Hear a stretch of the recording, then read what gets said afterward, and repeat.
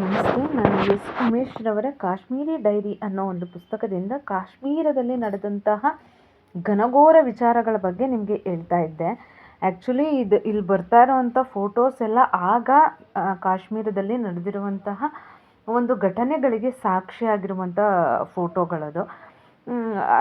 ನಾನು ಹೇಳ್ತಾ ಇದ್ದೆ, ಕಾಶ್ಮೀರದಲ್ಲಿ ಯಾವ ಮಟ್ಟಿಗಿನ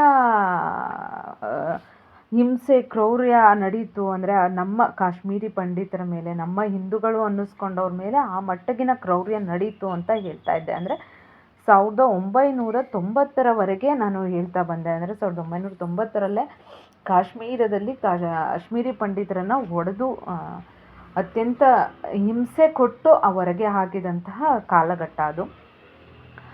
ಅದಾದಮೇಲೆ ಏನಾಯಿತು ಅಂತಂದರೆ, ಕಾರ್ಗಿಲಲ್ಲಿ ನಮ್ಮ ಭಾರತೀಯ ಸೈನ್ಯ ವೀರ ಪತಾಕೆಯನ್ನು ಹಾರಿಸಿದಂಥ ಕ್ಷಣ ಅದು. ಕಾರ್ಗಿಲ್ ಯುದ್ಧ ಆಗುತ್ತಲ್ಲ, ಆ ಟೈಮಲ್ಲಿ ಆ ಒಂದು ಘಟನೆಯನ್ನು ಇವಾಗ ಹೇಳೋಕ್ಕೆ ಹೊರಟಿದ್ದೀನಿ. ಅಂದರೆ ಬಹುಶಃ ನಮಗೆ ಯಾರಿಗೂ ಅಷ್ಟು ಬುದ್ಧಿ ಇರಲಿಲ್ಲ. ಬಹುಶಃ ನಮಗಿಂತ ಸ್ವಲ್ಪ ಏಜ್ ಆದವ್ರಿಗೆ ಅವ್ರಿಗೆ ಒಂದಷ್ಟು ಗೊತ್ತಿರುತ್ತೆ. ನೆಕ್ಸ್ಟ್ ಇವಾಗಿನ ನಮ್ಮ ಮಕ್ಕಳು ಅಥವಾ ಮುಂದಿನ ಜನ್ರೇಷನ್ಗೆ ಅದು ಏನು ಅಂತ ಗೊತ್ತೇ ಆಗಲ್ಲ. ಬಹುಶಃ ನನ್ನ ಪ್ರಕಾರ ಎಲ್ಲರೂ ಈ ವಿಷಯನ ನಮ್ಮ ಮಕ್ಕಳಿಗೆ ಅಥವಾ ನಮ್ಮ ಮುಂದಿನ ಪೀಳಿಗೆಗೆ ತಿಳಿಸುವಂಥ ಪ್ರಯತ್ನವನ್ನು ಮಾಡಿ. ಯಾಕಂದರೆ ನಾನು ಮುಂದೆ ಹೇಳ್ತಾ ಇದ್ದಾಗ ನಿಜವಾಗ್ಲೂ ಒಬ್ಬ ಭಾರತೀಯನ ರಕ್ತ ಕುದಿಯುವಂಥ ವಿಷಯ ಅದಾಗಿರುತ್ತೆ. ಅಂದು ಮೇ 11, 1998 ಆ ಟೈಮಲ್ಲಿ ನಮ್ಮ ಭಾರತ ರಾಜಸ್ಥಾನದ ಥಾರ್ ಮರುಭೂಮಿಯಲ್ಲಿ ಪೋಖ್ರಾನ್ ಅನ್ನೋ ಪ್ರದೇಶದಲ್ಲಿ ಅಣು ಪರೀಕ್ಷೆಯನ್ನು ನಡೆಸುತ್ತೆ. ಅದೊಂದು ನಮ್ಮ ಭಾರತಕ್ಕೆ ಒಂದು ಮೈಲಿಗಲ್ಲು. ನಾವು ಎಲ್ಲ ರೀತಿಯಿಂದನೂ ಮುಂದೆ ಇದ್ದೀವಿ ಅಂತ ತೋರಿಸ್ಕೊಳ್ಳುವಂಥದ್ದು ಒಂದು. ಹಾಗೆ ಪಾಕಿಸ್ತಾನಕ್ಕೆ ಅದು ಎಚ್ಚರಿಕೆಯೂ ಆಗುತ್ತೆ. ಅದೇ ತಿಂಗಳು 28ನೇ ತಾರೀಕು ಪಾಕಿಸ್ತಾನ ಸಹ ಬಲೂಚಿಸ್ತಾನದ ಪ್ರಾಂತ್ಯದಲ್ಲಿ ಅದೇ ರೀತಿಯ ಅಣು ಪರೀಕ್ಷೆಯನ್ನು ನಡೆಸುತ್ತೆ. ಅಲ್ಲಿಗೆ ಅದು ನಾನು ಏನು ಕಡಿಮೆ ಇಲ್ಲ ಅನ್ನೋ ರೀತಿ ತೋರಿಸ್ಕೊಳ್ಳೋವಂಥ ಕೆಲಸವನ್ನು ಮಾಡುತ್ತೆ. ಅಂದರೆ ನಾವು ಸಹ ಅಣು ಶಕ್ತಿಯನ್ನು ಹೊಂದಿದ್ದೀವಿ ಅನ್ನೋ ದೇಶಗಳ ಸಾಲಿಗೆ ಅವು ಸೇರಿಕೊಳ್ಳುತ್ತೆ. ಅಂದರೆ ಭಾರತ, ಪಾಕಿಸ್ತಾನನೂ ಸಹ ಸೇರಿಕೊಳ್ಳುತ್ತೆ. ಇದರಿಂದ ಏನಾಗುತ್ತೆ, ಬೇರೆ ರಾಷ್ಟ್ರಗಳು ಅಂದರೆ ಅಂತಾರಾಷ್ಟ್ರೀಯ ಸಮುದಾಯ ನಮ್ಮ ಮೇಲೆ ಒಂದು ಸ್ವಲ್ಪ ಮುನ್ಸ್ಕೊಳ್ಳುತ್ತೆ. ಅಲ್ಲದೆ ಕೆಲವೊಂದು ನಿರ್ಬಂಧಗಳನ್ನು ಸಹ ಇರುತ್ತೆ. ಆದರೆ ಅದು ಯಾವುದಕ್ಕೂ ಆಗಿನ ಪ್ರಧಾನಿಯಾಗಿದ್ದಂಥ ಅಟಲ್ ಬಿಹಾರಿ ವಾಜಪೇಯಿ ಅವರು ಯಾವುದಕ್ಕೂ ಎದೆಗುಂದಲಿಲ್ಲ, ಮಣಿಲಿಲ್ಲ. ಇಲ್ಲ, ನಮ್ಮ ಸೇಫ್ಟಿಗೋಸ್ಕರ ಇದು ಅವಶ್ಯಕ ಅಂತ ಹೇಳಿ ಮುಂದುವರಿಸ್ಕೊಂಡು ಹೋಗ್ತಾರೆ. ಆದರೆ ಫೆಬ್ರವರಿ 19, 1999ರಲ್ಲಿ ಏನು ಮಾಡ್ತಾರೆ, ಅಟಲ್ ಬಿಹಾರಿ ವಾಜಪೇಯಿ ಅವರು ನೆರೆಯ ರಾಷ್ಟ್ರಗಳ ಜೊತೆ ಒಂದು ಸೌಹಾರ್ದವನ್ನು ಇಟ್ಕೊಳ್ಳುವಂಥ ಪ್ರಯತ್ನವನ್ನು ಮಾಡ್ತಾರೆ. ಅಂದರೆ ಎಲ್ಲ ದೇಶಗಳ ಜೊತೆ. ಅದರಲ್ಲಿ ಮುಖ್ಯವಾಗಿ ನಮಗೆ ಪಾಕಿಸ್ತಾನ ಯಾವಾಗಲೂ ಕಾಟ ಕೊಡ್ತಿರುತ್ತಲ್ಲ, ಅದಕ್ಕೆ ಅವ್ರು ಏನು ಮಾಡ್ತಾರೆ, ಲಾಹೋರ್ನಲ್ಲಿ ಬಸ್ ಯಾತ್ರೆಯನ್ನು ಮಾಡ್ತಾರೆ 1999 ಫೆಬ್ರವರಿ 19ರಂದು. ಆದರೆ ಈ ಪಾಕಿಸ್ತಾನ ಸೈನ್ಯದ ಮುಖ್ಯಸ್ಥ ಜನರಲ್ ಪರ್ವೇಜ್ ಮುಷರಫ್ಗೆ ಇದು ಇಷ್ಟ ಆಗಲ್ಲ. ಕಾರಣ ಗೊತ್ತೇ ಇದೆಯಲ್ಲ, ಕಾಶ್ಮೀರದಲ್ಲಿ ಯಾವಾಗಲೂ ಸಮಸ್ಯೆ ಬಗೆಹರಿಲೇಬಾರ್ದು, ಯಾವಾಗಲೂ ಅದು ಜೀವಂತವಾಗಿರಬೇಕು. ಸೈನ್ಯಗಳು ಅಲ್ಲಿ ಯಾವಾಗಲೂ ಕುದಿತಾನೇ ಇರಬೇಕು.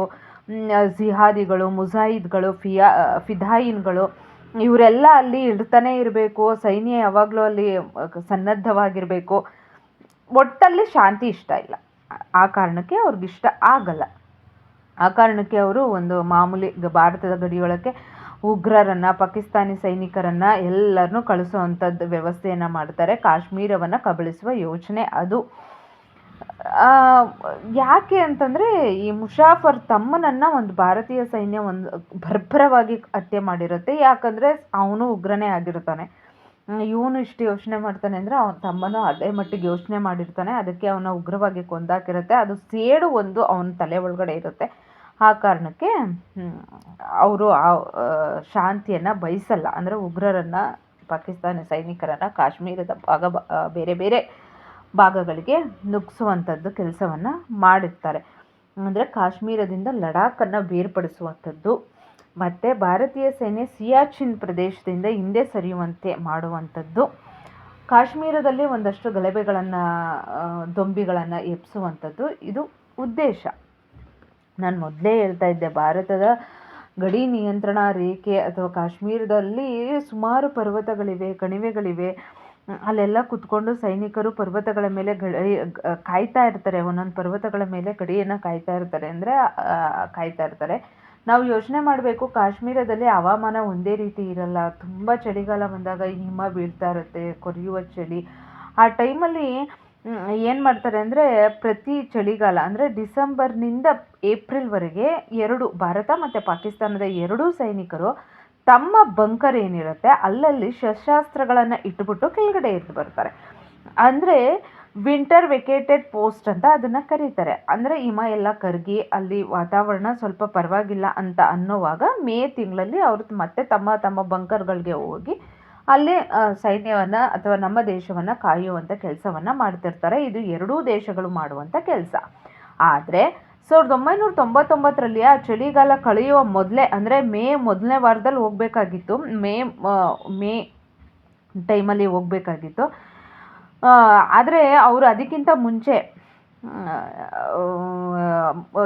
ಸುಮಾರು 2,000 ಪಾಕಿಸ್ತಾನಿ ಸೈನಿಕರು ಮುಜಾಹಿದ್ಗಳು ಗಡಿ ನಿಯಂತ್ರಣ ರೇಖೆಯನ್ನು ದಾಟಿ ತುರ್ಕಕ್ಕು, ಕಾರ್ಗಿಲ್ಲು, ಬಟಾಲಿಸು, ದ್ರಾಸು, ಕಕ್ಸಾರು, ಮುಷ್ಕೋ ಕಣಿವೆಗಳಲ್ಲಿ 16 ಪರ್ವತಗಳನ್ನು ಆಕ್ರಮಿಸ್ಕೊಂಡು ಬಿಡ್ತಾರೆ. ಪಾಕಿಸ್ತಾನದ ನಾರ್ದರ್ನ್ ಲೈಟ್ ಇನ್ಫೆಂಟರಿ ಮತ್ತು ಸ್ಪೆಷಲ್ ಸರ್ವಿಸ್ ಗ್ರೂಪ್ನ ಕಮಾಂಡೋಗಳು ಸಹ ಆಯಕಟ್ಟಿನ ಪ್ರದೇಶಗಳಲ್ಲಿ 16 ಬಂಕರ್ಗಳನ್ನು ನಿರ್ಮಿಸ್ಕೊಂಡು ಬಿಡ್ತಾರೆ.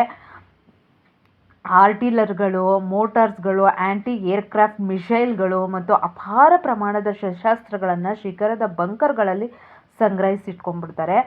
ಉಗ್ರರ ಮುಂದಿನ ಗುರಿ ಏನು ಅಂದರೆ ಶ್ರೀನಗರದ ಲೇಕ್ ಹೆದ್ದಾರಿಯನ್ನು ಕಡಿದು ಹಾಕುವಂಥದ್ದು. ನಾನು ಹಿಂದಿನ ವಿಡಿಯೋದಲ್ಲಿ ಹೇಳಿದ್ದೆ ಅವ್ರದ್ದು ಏನೇನು ಪ್ಲ್ಯಾನು ಅಂತ.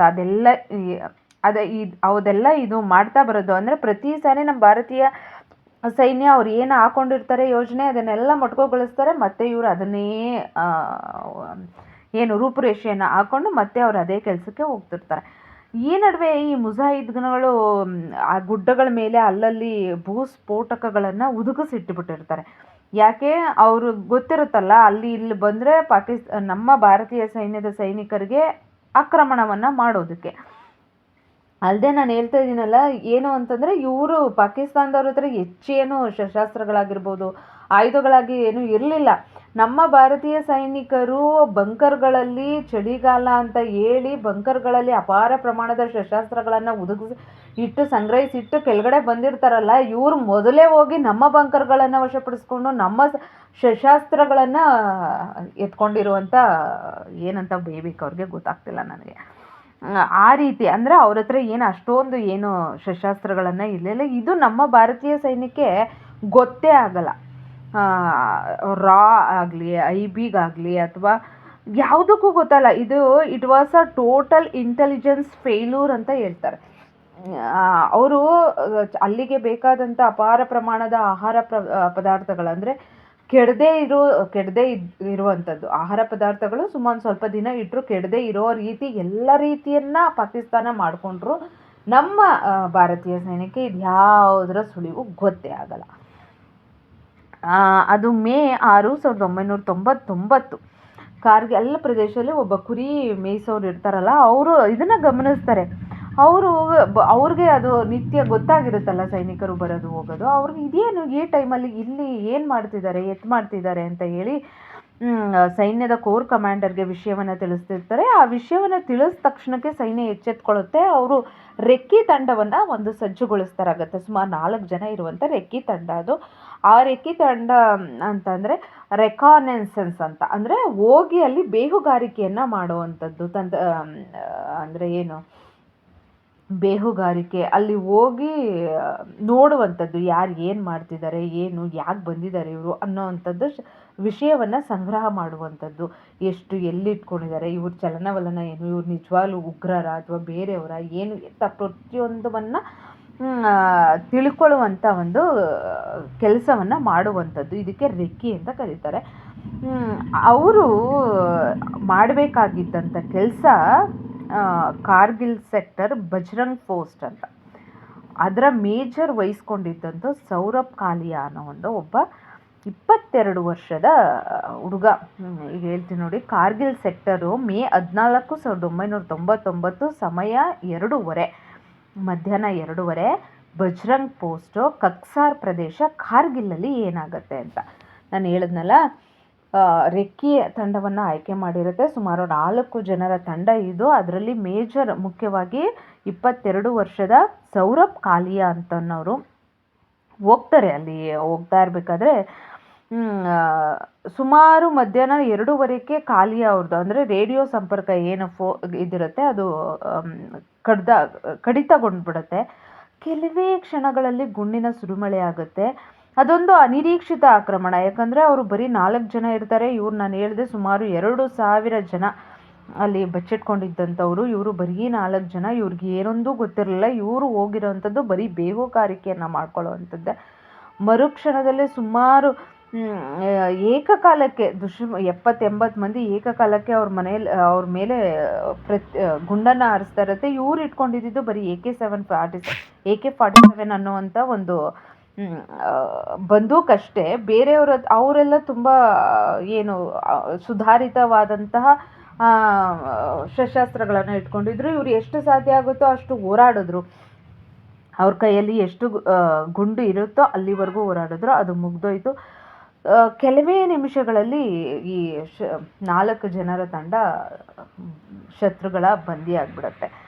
ಕೇವಲ 24 ಗಂಟೆ ಕಳೆದರೂ ಸಹ ಈ ಏನು ಸೌರಭ್ ಕಾಲಿ ಅವರ ತಂಡ ವಾಪಸ್ ಬರದೇ ಇದ್ದಾಗ ಕ್ಯಾಪ್ಟನ್ ಅಮಿತ್ ಭಾರದ್ವಾಜ್ ಅನ್ನೋ ನೇತೃತ್ವದಲ್ಲಿ ಅದೇ ದಾರಿಯಲ್ಲಿ ಮತ್ತೆ ಒಂದು ತಂಡ ಬರುತ್ತೆ. ಅವ್ರೇನು ಅಂದ್ಕೊಂಡಿರ್ತಾರೆ, ಇವರು ದುರ್ಗಮ ಕಾಡಲ್ವಾ, ಅದು ಎಲ್ಲೋ ದಾರಿ ತಪ್ಪಿರಬೇಕು ಅಂತ ಅಂದ್ಕೊಂಡಿರ್ತಾರೆ. ಆದರೆ ಸ್ವಲ್ಪ ದೂರ ಬಂದ ತಕ್ಷಣಕ್ಕೆ ಶತ್ರುಪಾಳ್ಯದಿಂದ ಒಂದು ತುಫಾನ್ ಸಿಡಿಯುತ್ತೆ. ಅದು ಅಮಿತ್ ಭಾರದ್ವಾಜ್ ಅವರ ತಲೆಯನ್ನು ಸೀಳುತ್ತೆ. ಅಮಿತ್ ಅಲ್ಲೇ ಪ್ರಾಣವನ್ನು ಬಿಡ್ತಾರೆ. ಇದರಿಂದ ಸೈನಿಕರು ಎಚ್ಚೆತ್ಕೊಂಡು ಕೆಳಗಡೆ ಇಳಿದು ಬಂದ್ಬಿಡ್ತಾರೆ. ನೇರವಾಗಿ ಕೋರ್ ಕಮಾಂಡರ್ಗೆ ಸುದ್ದಿಯನ್ನು ಮುಟ್ಟಿಸ್ತಾರೆ. ಆವಾಗ ಹೇಳ್ತಾರೆ, ಓಹೋ, ಇಲ್ಲಿ ದುಶ್ಮನ್ಗಳು ಉಗ್ರವಾಗಿ ಅಕ್ರಮವಾಗಿ ಕೂತಿದ್ದಾರೆ, ಅಡಗಿ ಕೂತಿದ್ದಾರೆ. ಇದರಿಂದ ಅವ್ರಿಗೆ ಒಂದು ಅಂದಾಜು ಬರುತ್ತೆ.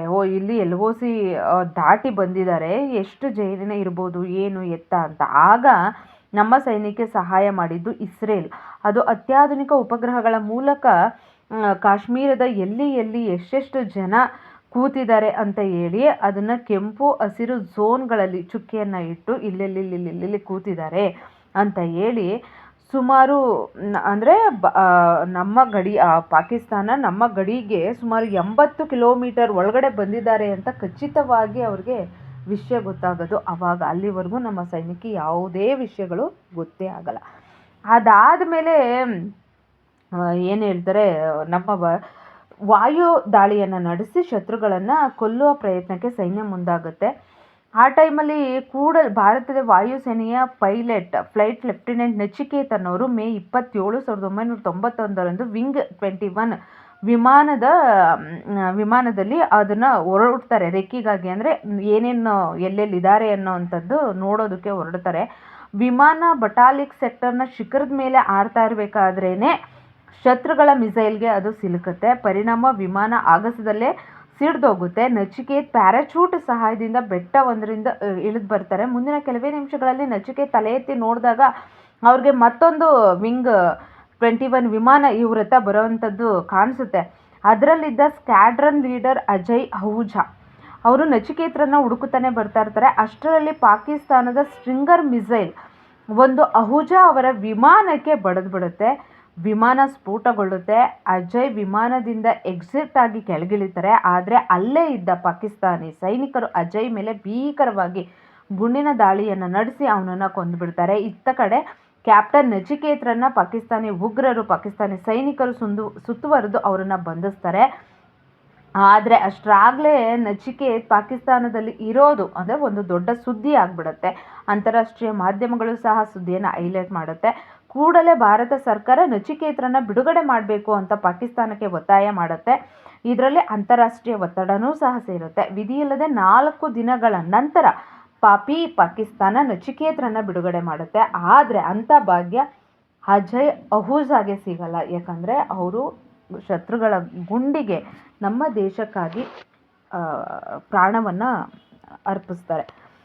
ಆದರೆ ನಾನು ಮೊದಲೇ ಹೇಳಿದ್ದೆ, ಸೌರಭ್ ಕಾಲಿಯ 22 ವರ್ಷದ ಯುವಕ, ಅವನು ಸಹ 4 ಜನ ತಂಡದೊಂದು ಸಹ ಪಾಕಿಸ್ತಾನಕ್ಕೆ ಅಂದರೆ ನಮ್ಮ ಭಾರತದಲ್ಲಿ ಏನು ಮಾಡ್ತಿದ್ದಾರೆ ಪಾಕಿಸ್ತಾನಿ ಶತ್ರುಗಳು ಸೈನಿಕರು ಅಂತ ನೋಡೋಕೆ ಹೋಗಿರ್ತಾರೆ ಅಂತ ಇಮ್ಯಾಜಿನ್ ಮಾಡ್ಕೊಳ್ಳಿ. 22 ವರ್ಷದ ಯುವಕ, ಅವನಿಗೆ ಚಿತ್ರವಾಗಿ ಹಿಂಸೆಯನ್ನು ಕೊಟ್ಟಲಾಗಿರುತ್ತೆ. ಕಿವಿಗಳಿಗೆ ಕಾದ ಕಬ್ಬಿಣದ ಸಲಾಕೆಯಿಂದ ಇರಿಯಲಾಗಿರುತ್ತೆ, ನಾಲ್ಗೆನ ಕತ್ತರಿಸಲಾಗಿರುತ್ತೆ, ಒಂದಲ್ಲೂ ಬಿಡದಂಗೆ ಕೀಳಲಾಗಿರುತ್ತೆ, ಕಣ್ಣು ಗುಡ್ಡೆಗಳನ್ನು ಬಗೆದು ಹಾಕಲಾಗಿರುತ್ತೆ, ಕಿವಿಗಳನ್ನು ಎಳೆದು ಸೆಳೆದು ಹಾಕಲಾಗಿರುತ್ತೆ, ತುಟಿ ಅರಿದಿರ್ತಾರೆ, ತಲೆಗೆ ಬಲವಾಗಿ ಪೆಟ್ಟನ್ನು ಕೊಟ್ಟಿರ್ತಾರೆ, ಅವನ ಪ್ರತಿಯೊಂದು ಖಾಸಗಿ ಅಂಗಾಂಗಗಳನ್ನು ಕತ್ತರಿಸಲಾಗಿರುತ್ತೆ. ಅದಾದ ಮೇಲೆ ಅವನಷ್ಟು ನೋವನ್ನು ಅನುಭವಿಸಿದ ಮೇಲೆ ಅವನನ್ನು ಗುಂಡಿಟ್ಟು ಕೊಂದಿರ್ತಾರೆ ಅಂತಂದರೆ, ನಮ್ಮ ಭಾರತೀಯ ಯಾವುದೇ ನಾಗರಿಕ ಆಗಿರ್ಬೋದು, ಯಾವುದೇ ಪ್ರಜೆ ಆಗಿರ್ಬೋದು, ಬಹುಶಃ ಒಂದು ಕ್ಷಣ ಅವನಿಗೋಸ್ಕರ ನಾವು ಕಣ್ಣಲ್ಲಿ ನೀರು ಹಾಕಿಲ್ಲ ಅನ್ನೋದಾದರೆ, ಒಂದು ಕ್ಷಣ ನಾವು ನಮ್ಮ ದೇಶಕ್ಕಾಗಿ ಏನು ಮಾಡಿದ್ದೀವಿ ಅಥವಾ ನಮ್ಮ ಈಗಿನ ರಾಜಕಾರಣಿಗಳು ಏನು ಮಾಡ್ತಿದ್ದಾರೆ ಅನ್ನೋದನ್ನು ನೆನೆಸ್ಕೊಂಡ್ರೆ ಪ್ರತಿಯೊಬ್ಬ ಭಾರತೀಯನ ರಕ್ತ ಕುದಿಲೇಬೇಕು. ಬಹುಶಃ ಕುದಿಲಿಲ್ಲ ಅನ್ನೋದಾದರೆ ಅವನು ನಿಜವಾದ ಭಾರತೀಯ ಅಂತ ಅನ್ನಿಸ್ಕೊಳ್ಳೋಕ್ಕೆ ಅರ್ಹತೆಯೇ ಇಲ್ಲ ಅಂತ ನಾನು ಹೇಳ್ತೀನಿ. ನಿಜವಾಗ್ಲೂ ನನ್ನ ಕಣ್ಣಲ್ಲೂ ಸಹ ನೀರು ಬಂತು. ಯಾಕಂದರೆ ನಮ್ಮ ಮಕ್ಕಳಿಗೆ ಇವತ್ತು ಎಲ್ಲ ಫೆಸಿಲಿಟೀಸನ್ನು ಕೊಡ್ತೀವಿ. ಒಂಚೂರು ಏನೋ ಜ್ವರ, ಕೆಮ್ಮು, ನೆಗಡಿ, ಮತ್ತಿನ್ನೇನೋ ಆಯಿತು ಅಂದಿದ್ದಕ್ಕೆ ಆಕಾಶ ಭೂಮಿ ಎರಡೂ ಒಂದು ಮಾಡಿ ನನ್ನ ಮಗ ಹಿಂಗಾಗೋಯ್ತು ಅಂತೀವಿ. ಆ ತಾಯಿ ಎಷ್ಟು ರೋದನೆ ಪಟ್ಟಿರ್ಬೋದು. ಬಹುಶಃ ಶತ್ರುಗಳ ಗುಂಡಿಗೆ ಎದೆ ಒಡ್ಡು ಸಾಯುವಂಥದ್ದು ಬೇರೆ ಆಯಿತು. ಆ ಹಿಂಸೆ, ಆ ನರಕ ಯಾತನೆಯನ್ನು ಅನುಭವಿಸಿ ದೇಶಕ್ಕೋಸ್ಕರ ಪ್ರಾಣವನ್ನು ಕೊಟ್ಟಿದ್ದಾನೆ ಅಂದರೆ ನಿಜವಾಗ್ಲೂ ಆ ಮಹಾ ತಾಯಿಗೂ ಸಹ ಒಂದು ದೊಡ್ಡ ಸೆಲ್ಯೂಟನ್ನೇ ಹೇಳಬೇಕು ಅಂತ ಹೇಳ್ತೀನಿ. ಇದಾದ ನಂತರನೇ ನಮ್ಮ ದೇಶಕ್ಕೆ ಒಂದು ಸ್ವಲ್ಪ ಆಕ್ರೋಶ ಅನ್ನುವಂಥದ್ದು ಗೊತ್ತಾಗೋದು. ಅಲ್ಲದೆ ಪಾಕಿಸ್ತಾನ ನಮ್ಮ ಮೇಲೆ ಯುದ್ಧವನ್ನು ಸಾರಿದೆ ಅಂತ ಅಂದ್ಕೊಳ್ಳೋದು ಅವಾಗೇನೆ. ಅಂದರೆ ನಾನು ಹೇಳಿದ್ನಲ್ಲ, ಕಾರ್ಗಿಲ್ನಲ್ಲಿ ಮದ್ದುಗುಂಡುಗಳ ಶಸ್ತ್ರಾಗಾರವನ್ನೇ ಧ್ವಂಸಗೊಳಿಸ್ಬಿಡುತ್ತೆ, ಎಲ್ಲ ಆಗುತ್ತೆ. ಅಂದರೆ ಭಾರತೀಯ ಸೈನ್ಯ ಮತ್ತು ವಾಯುಪಡೆಗೆ ಅದು ಬಹುದೊಡ್ಡ ಹಿನ್ನಡೆ ಆಗುತ್ತೆ. ಕೂಡಲೇ ಸೈನ್ಯದ 3 ಪಡೆಗಳು ಅಂದರೆ RA, RA, IB, NSA ಹೀಗೆ ಎಲ್ಲವೂ ಅಲರ್ಟ್ ಆಗುತ್ತೆ. ವಾಜಪೇಯಿ ಅವರು ಗಡಿ ಯುದ್ಧ ಸನ್ನಿವೇಶ ಸೃಷ್ಟಿಯಾಗಿದೆ ಅಂತ ದೇಶಕ್ಕೆ ತಿಳಿಸ್ತಾರೆ. ಭಾರತೀಯ ಸೈನ್ಯದ ರಣತಂತ್ರ ಅಣಿಯಲು ಪ್ರಾರಂಭ ಮಾಡುತ್ತೆ. ಅವರು ಸುಮಾರು 80 ಕಿಲೋಮೀಟರ್ವಷ್ಟು ಒಳಗಡೆ ಬಂದಿದ್ರೆ ನೀವು ಹೇಳ್ತಾರೆ, ರಾಜಸ್ಥಾನ ಮತ್ತು ಪಂಜಾಬ್ ಗಡಿಗಳನ್ನು ತೆಗೀರಿ, ನಾವು LOCಯನ್ನು ದಾಟಿ ಅವ್ರದ್ದು ಪಾಕಿಸ್ತಾನದ 100 ಕಿಲೋಮೀಟರ್ನ ನಾವು ವಶಪಡಿಸ್ಕೊತೀವಿ, ಕಬಳಿಸ್ತೀವಿ, ಆಗ ಅವರು ಸಂಧಾನಕ್ಕೆ ಬರಲೇಬೇಕಾಗತ್ತೆ ಅಂತ ಹೇಳಿದಾಗ ವಾಜಪೇಯಿ ಅವರು ಅದನ್ನು ಸ್ಪಷ್ಟವಾಗಿ ನಿರಾಕರಿಸ್ತಾರೆ. ಕಾರಣ ಏನು?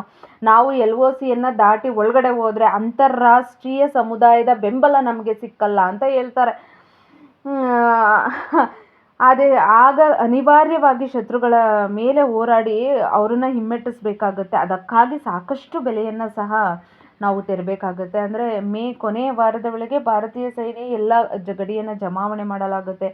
ಎಲ್ಲ ಸೇನಾ ಟೆಂಟ್ಗಳಿರ್ಬೋದು, ಸೇನಾ ವಾಹನಗಳಾಗಿರ್ಬೋದು, ರಜೆಯಲ್ಲಿದ್ದ ಸೈನಿಕರನ್ನು ವಾಪಸ್ ಕರ್ಸ್ಕೊಳ್ಳುವಂಥದ್ದಾಗಿರ್ಬೋದು, ಗಡಿ ಶಸ್ತ್ರಾಸ್ತ್ರ ಸಾಗಣೆ ಆಗಿರ್ಬೋದು, ಅಧಿಕಾರಿಗಳಿಗೆ ಎಲ್ಲ ರಜೆಯಲ್ಲಿ ಹೋಗಿದ್ದವ್ರಿಗೆಲ್ಲ ಮತ್ತೆ ವಾಪಸ್ ಕರ್ಸ್ಕೊಂಡು ಗುಪ್ತ ಸಭೆಗಳು, ಯುದ್ಧ ತಂತ್ರಗಳು, ಅಧಿಕಾರಿಗಳು ಮ್ಯಾಪ್ ಹಿಡ್ಕೊಂಡು ಎಲ್ಲೆಲ್ಲಿ ಯಾವ್ಯಾವ ಶಿಖರಗಳನ್ನು ಗುರುತಿಸಿ ಅವ್ರು ಎಲ್ಲಿ ಇದ್ದಾರೆ ಅಂತ ನೋಡಿ ಅವ್ರಿಗೆ ಧೈರ್ಯ ತುಂಬಿಸುವಂಥ ಕೆಲಸವಾಗಿರ್ಬೋದು, ಎಲ್ಲವನ್ನ ಮಾಡ್ತಾ ಬರ್ತಾ ಇರ್ತಾರೆ. ಮತ್ತು ಈ ಏನು ಕಾರ್ಗಿಲ್ನ ಕಕ್ಸಾರ್ನಲ್ಲಿ, ಬಟಾಲಿನ್ ನಾಲೆಗಳಲ್ಲಿ, ತುರ್ಕಕ್ ಸೆಕ್ಟರ್ಗಳಲ್ಲಿ ಮತ್ತು LOCಯ ಚೋರ್ ಬಾಟ್ಲಾ ಪ್ರದೇಶಗಳಲ್ಲಿ ಹೀಗೆ ಎಲ್ಲಂದ್ರಲ್ಲಿ ಬಂದು ಇಳಿದಿರ್ತಾರಲ್ಲ ಸಾವಿರಾರು ಪಾಕಿಸ್ತಾನಿ ಸೈನಿಕರು, ಅವರನ್ನು ಗುರುತಿಸುವಂಥ ಕೆಲಸವನ್ನು ಮಾಡ್ತಾರೆ. ಭಾರತ ಸರ್ಕಾರ ಸುಮಾರು 2 ಲಕ್ಷ ಸೈನಿಕರನ್ನು ಯುದ್ಧ ಭೂಮಿಗೆ ಕರೆತರುತ್ತೆ. ಅದರಲ್ಲಿ 30,000 ಸೈನಿಕರು ಬರೀ ಕಾರ್ಗಿಲ್ ಒಂದಕ್ಕೆ ಕಳಿಸಲಾಗಿರುತ್ತೆ. ಅದಾಗಲೇ ಉಗ್ರರು ಭಾರತದ 132 ಪೋಸ್ಟ್ಗಳನ್ನು ಆಕ್ರಮಿಸ್ಕೊಂಡಿರ್ತಾರೆ. ಭಾರತೀಯ ಸೈನ್ಯ ಕಾರ್ಯಾಚರಣೆಗೆ ನೀಡಿದ್ದಂಥ ಹೆಸರು ಆಪರೇಷನ್ ವಿಜಯ್, ಆದರೆ ವಾಯುಸೇನೆ ಅದಕ್ಕೆ ಆಪರೇಷನ್ ಸಫೇದ್ ಅನ್ನೋ ಹೆಸರಲ್ಲಿ ಕಾರ್ಯೋನ್ಮುಖವಾಗುತ್ತೆ. ಭಾರತೀಯ ನೌಕಾಪಡೆ ಅರೇಬಿಯನ್ ಸಮುದ್ರದಲ್ಲಿ ಪೆಟ್ರೋಲಿಂಗನ್ನು ಆರಂಭಿಸುತ್ತೆ. ಅಂದರೆ ಪಾಕಿಸ್ತಾನ ಬಂದರಿಗೆ ಬರುವಂಥ ಯಾವುದೇ ತೈಲ ಹಡಗುಗಳನ್ನು ತಡೆ ಹಿಡಿದು ನಿಲ್ಲಿಸಿರುತ್ತೆ. ಪಾಕಿಸ್ತಾನ ತೈಲ ಆಮದು ಸಂಪೂರ್ಣ ನಿಂತೋಗುತ್ತೆ. ಯುದ್ಧದ ನಂತರ ಪಾಕಿಸ್ತಾನಿ ಪ್ರಧಾನಿ ನವಾಜ್ ಶರೀಫ್ ಕಾರ್ಗಿಲ್ ಯುದ್ಧ ಮುಗಿಯುವ ವೇಳೆಗೆ, ಅಂದರೆ ಕಾರ್ಗಿಲ್ ಯುದ್ಧ ಮುಗ್ದೋಯ್ತು ಅನ್ನೋ ವೇಳೆಗೆ ಅದಾದ ಬರೀ 1 ವಾರಕ್ಕಾಗೋವಷ್ಟು ಮಾತ್ರ ನಮ್ಮ ಹತ್ರ ತೈಲ ಉಳಿದಿತ್ತು ಅಂತ ಹೇಳ್ತಾನೆ. ನಾಚಿಕೆ ಇಲ್ದೇ ಮತ್ತೆ ಮತ್ತೆ ನಮ್ಮ ಭಾರತವನ್ನು ಕೆಣಕುವಂಥ ಕೆಲಸವನ್ನು ಮಾಡ್ತಾನೆ. ಮತ್ತು ಅಮೇರಿಕಾದ ಕೈ ಮೇಲೆ ಮಂಡಿಯೂರಿ ಅವ್ರ ಹತ್ರ ಸಂಧಾನ ಮಾಡುವಂಥ ಕೇಳ್ಕೊಳ್ಳುವಂಥ ಕೆಲಸ ಮತ್ತೆ ಮತ್ತೆ ಮಾಡ್ತಾರೆ. ಇದು ನಮ್ಮ ಕುತಂತ್ರ ಪಾಕಿಸ್ತಾನದ ಹಣೆಬರ. ಅದನ್ನು ಪ್ರತಿ ಸಾರಿ ಕ್ಷಮಿಸುವಂತಹ ಕರ್ಮಕಾಂಡ ನಮ್ಮದು ಆಗಿದೆ.